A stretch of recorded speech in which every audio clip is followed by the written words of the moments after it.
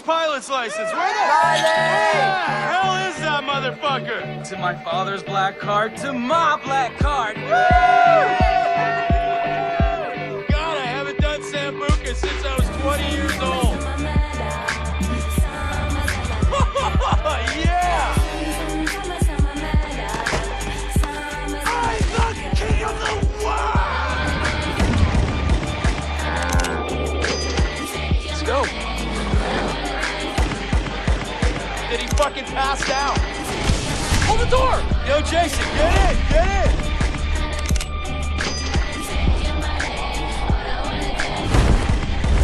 They're crazy, Jay! I learned from the best! Yeah! Woo! Previously on the MDickie show, Transvestite Confessions. No, please don't show it again. Driver 88 lost his friend to the other side. You know, it's really scaring me. He's mincing around like some sort of transvestite. At first, I thought it was funny. I thought he was having a bit of a laugh. But it turns out he's taking it real serious, and that's kind of disturbing. Winston has discovered his feminine side. For all intents and purposes, I am a damn woman. No, I'm gonna be in so much trouble as it is. Please just stop. Jesus Christ, it's even worse than I thought. We don't even need a recap. These people just saw this. That is disgraceful behavior. You know, we used to be great friends, great buddies.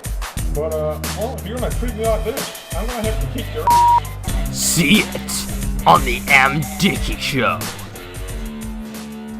Oh god, they're gonna be posting about it on Tumblr already.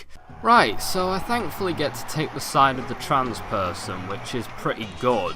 It seems that changing gender also gives her the power to move lamps with just her mind. Honestly, I don't get what the issue is here. All women look like men in this universe anyway. It hardly matters, but whatever.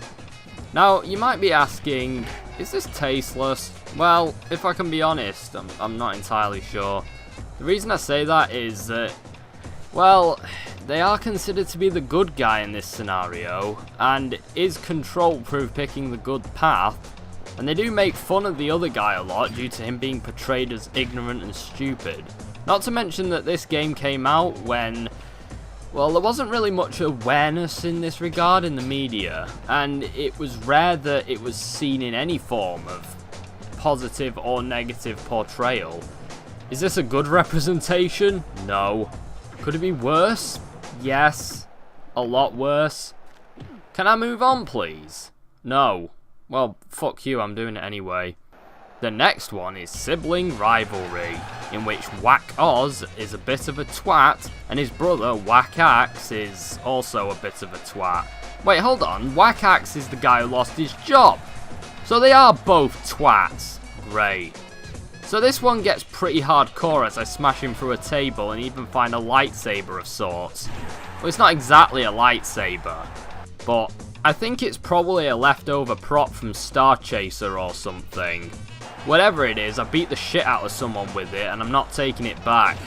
The next one sees our old friend Ross return to deal with his stalker.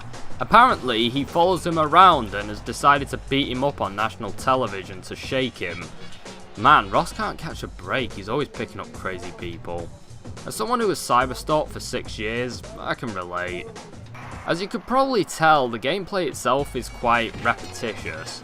I mean, there is a lot to do in it, you inflict damage in a number of different ways, but in truth, I find the game to be so repetitive.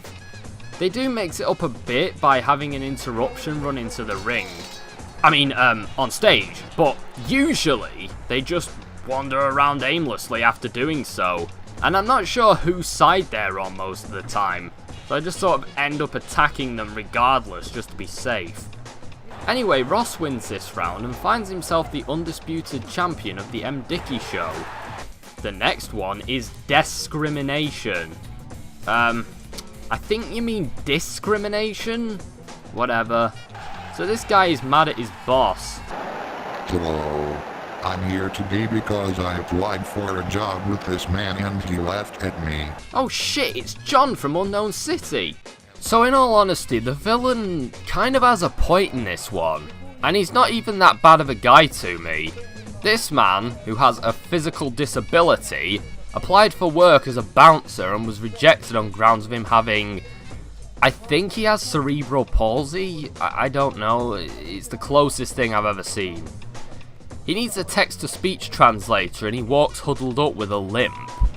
And the club owner even offers him the job if he wins the fight and proves that he can handle himself. Oh, come on, you're having a laugh, ain't you? Oh, I don't reckon you can take me on, sunshine, eh? Well, I'll make you a deal. If you can knock me out right here now, I'll give you the job. So, he's not that bad of a guy, surely. Whilst doing this fight, I accidentally lock onto the referee instead of the yellow bastard because... I don't know, but it takes me ages to accidentally lock back onto my opponent again. MDickie thankfully does most of the fighting for me, the freaking glory hog. So I managed to drop this guy and... I got just about enough of it. Who the fuck are you? Anyway, I win the fight and... Oh. God. 1 out. 1 out. Right, so the next one is police force or police farce. This one has a guy come out onto the stage who is pissed off because the cops aren't doing their job. That sounds like normal police behaviour to me. The reason I'm on today's show is because I was royally screwed by the police department. Earlier this week I was robbed. I was robbed blind. And, when I rang them up to report it, they told me to shove it up my ass. I just want to know what the world's coming to. I'm not a lawyer, I'm not a judge, I'm not a police officer, but I'm pretty sure that the standard procedure when a guy gets robbed is not to tell him shove it up his and that's exactly what I did, and I want to know why. I want to know what the thinking is behind treating me so badly. You want to know why we treat you so badly? Well, I'll tell you what. Everyone in the office wants to know how you dealt with this situation so badly. An inspector went round and she said she found you cowering in your bedroom, having your pants, hiding under the bed. That is not the right way to deal with this situation either. Is it too much to ask that you deal with these situations yourself? Now, come on, I did not my pants. That is a fallacy. That is a fabrication made up by the police department. To try and make me out to be the bad guy here. I don't think pissing your pants makes you the bad guy. It actually makes you more of a victim and therefore more sympathetic.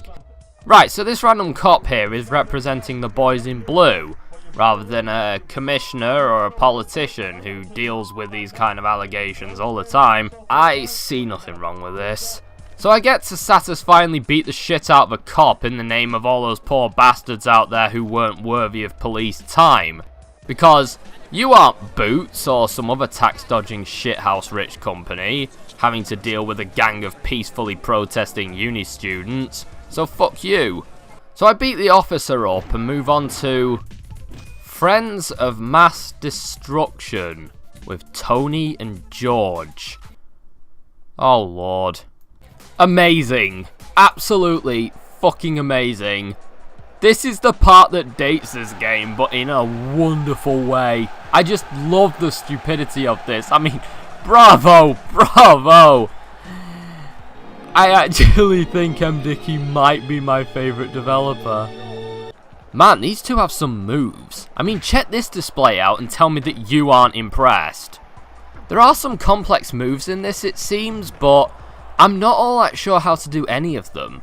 I'm so used to the New Testament that I just slap people and hit them with stuff. Sometimes I smash them through walls if I can get into position, but the more complex stuff is just beyond me, like the magic in New Testament.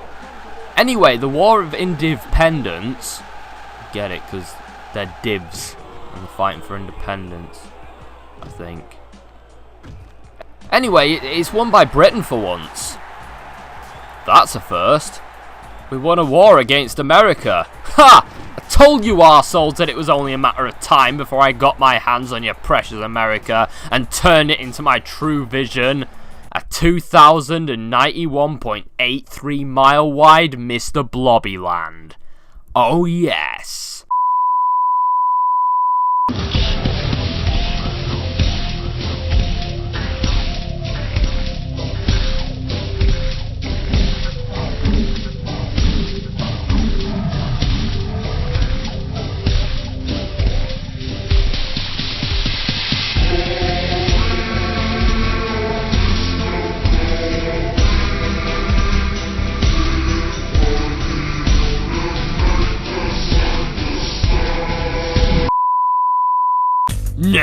Next on the MDickie Show, out of the closet. Aw, fucking hell. Gay Dale is on high alert. You see, he didn't want to kick my he wanted to kiss my Driver 88 has a macho smoke screen. I think you'll find there's only one in this studio, and it sure as hell ain't me. Oh.